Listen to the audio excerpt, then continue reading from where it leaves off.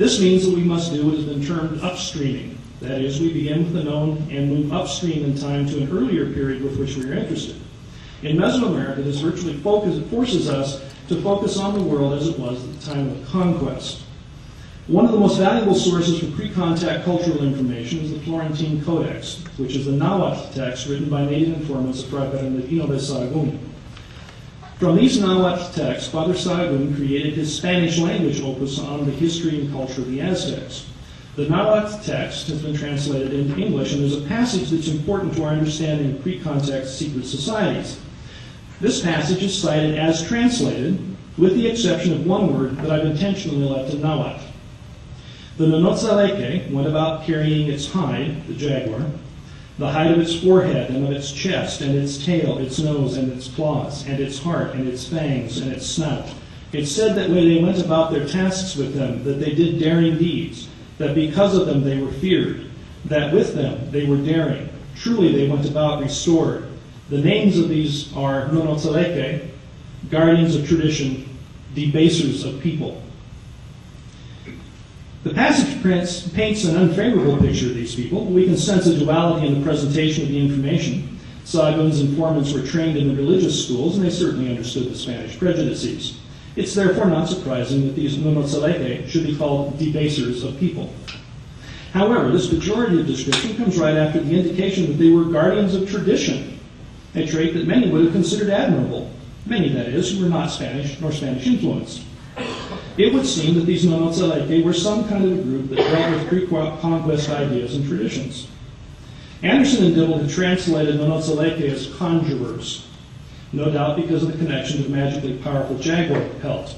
The reason for leaving the word untranslated is that it is this very word that is important to our discussion, and conjurers is not an adequate translation of the concept. The ending of the word, eke, indicates a collection of people who do something.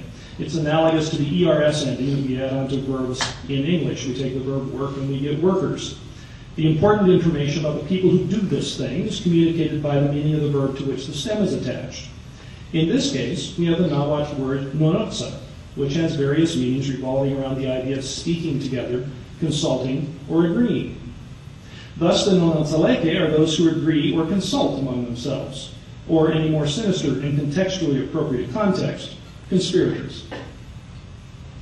When Sahagún translated his native source into Spanish, he rendered Nonotzaleke as assassins. The connection of this term to the ancient sect is appropriate, for there are two aspects of the conspiracy that are important: the secret agreement and the intent of disruption of the government through murder. Significantly, Sahagún notes that this is a group accustomed to and daring to kill. Sahagún presents these conspirators as a pre-conquest group. Miguel Covarrubias links these Nonotzaleke to the Nahualista movement after the conquest. Covarrubias specifically uses the passage from Sahagún identifying them as assassins and applies that definition to the Nahualistas. Perhaps even more important is the connection the original group had to the jaguar. That connection allowed Anderson and Dibble to translate Nonotzaleke as conjurers, and it probably led directly to the name Covarrubias associates with them. Nahualista is a combination word that takes a Nahuatl noun and adds a Spanish ending. The Spanish ending denotes a group of people who hold in common whatever it is that the root word is about. In this case, the root word is the Nahuatl word for a shaman. The persistence of a group attempting to retain the old ways after the conquest is aptly named for those practitioners of the old religion, and the association between the jaguar and the shaman provides another touch point between the description of the Nonotzaleke and the Nahualistas. The Nahualistas were a subversive group after the conquest, and one might suppose that they intended to keep their identity secret. Similarly, the Nonotzaleke appear to represent a group. Both groups have internal structure. Both are linked to the disruption of political entities. Both of these are at least grossly similar to the Book of Mormon descriptions of secret societies. We have a complex of information that we may use as a native set of characteristics for these conspirators. When we attempt to upstream this set of characteristics from the immediate post-conquest to the immediate pre-conquest, the connection between a group of people ready and willing to kill who wore the pelt of the jaguar at least suggests that we look at the various orders of the Aztec military.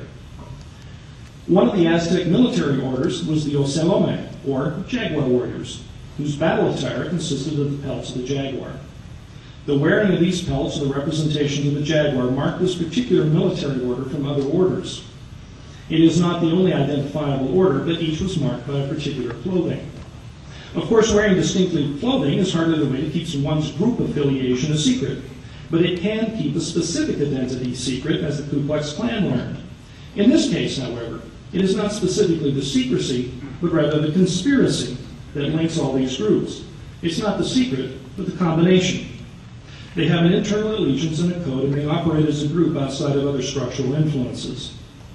So far, we have a very tenuous description of a pre-conquest conspiracy that might be described as a secret combination. We can identify some of the characteristics of that group, including the readiness to kill, as well as sorcery and the use of the jaguar pelt. The task is now one of upstreaming to Mormon's time. Is there any reason to connect this tenuous later military order from central Mexico to the secret combinations that Mormon reports in the lands far to the south?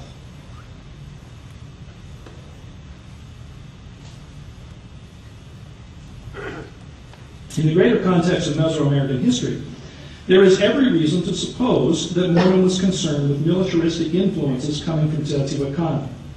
The time period described in Mormon's last Gadianton robbers directly parallels the time frame for the expansion of Teotihuacan and a particular brand of militarism throughout the Mesoamerican region.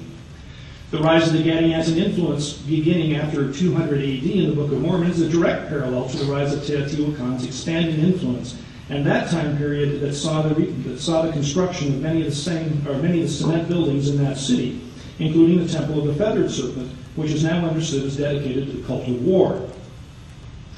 This influence increased in geographic spread and physical presence from about this time until the time of Mormon and continued after the time of the Book of Mormon. The epigraphic record of Tikal records the installation of a new ruler, Siahak, who founds a new dynasty in 378 AD. By iconographic and epigraphic representation, it is absolutely certain that he came from Teotihuacan, and his descendants thereafter ruled in Tikal. Many sites of the time witness either a change in ruling dynasties or an increase in militarism that is represented in new ways that clearly point to Teotihuacan influence. When we place known Mesoamerican history side by side with Mormon spiritual history, we find in both accounts a militarism exacerbated by a small contingent of a foreign element from lands northward. The Book of Mormon timing for this description corresponds directly to the secular history of the expansion of Teotihuacan throughout all of Mesoamerica, but particularly in the Maya region in the south. In addition to the importation of militarism and political leadership from central Mexico, the Teotihuacan influence extended to the transmission of religious ideals that accompanied the political power structure from central Mexico. Here we recall that a touch point of the Mesoamerican secret combination, the Nonotzaleke. The Nonotzaleke were an association that was willing to advance their political ideas through murder, but were also associated with the powerful shamanic symbol of the jaguar. The modern world tends to forget that politics and religion were virtually inseparable in the ancient world. Where politics were involved, religion was involved. The incursion of Teotihuacan into the Maya area also brought in new powerful symbols and a new religious perspective. It's in this connection that we see another of Mormon's descriptions of the Gadiantons, this one from Mormon 1:18 to 19. And these Gadianton robbers, who were among the Lamanites, did infest the land, insomuch that the inhabitants thereof began to hide their treasures in the earth, that they became slippery, because the Lord had cursed the land, that they could not hold them nor retain them again. And it came to pass that there were sorceries and magics, and the power of the evil one was wrought upon all the face of the land, even unto the fulfilling of the words of Abinadi, and also Samuel the Lamanite. While Mormon never describes these Gadiantons as a military caste, he does specifically note that they are among the Lamanites, implying that they were not Lamanites. He also notes that at this time there was an increase in sorceries and witchcrafts and magics. Another of the characteristic traits of Mormon secret societies parallels the events or the invasion from Teotihuacan in 4 Nephi 1:46. And it came to pass that the robbers of Gadianton did spread over all the face of the land, and there were none that were righteous, save it were the disciples of Jesus. And gold and silver did they lay up in store in abundance, and did traffic in all manner of traffic. Mormon's particular experience with these central Mexican invaders would have come near the height of their power when they were literally spread over all the face of the land. These Gadiantons, who were not Lamanites, but who were among the Lamanites, are actively interested in commerce and gain.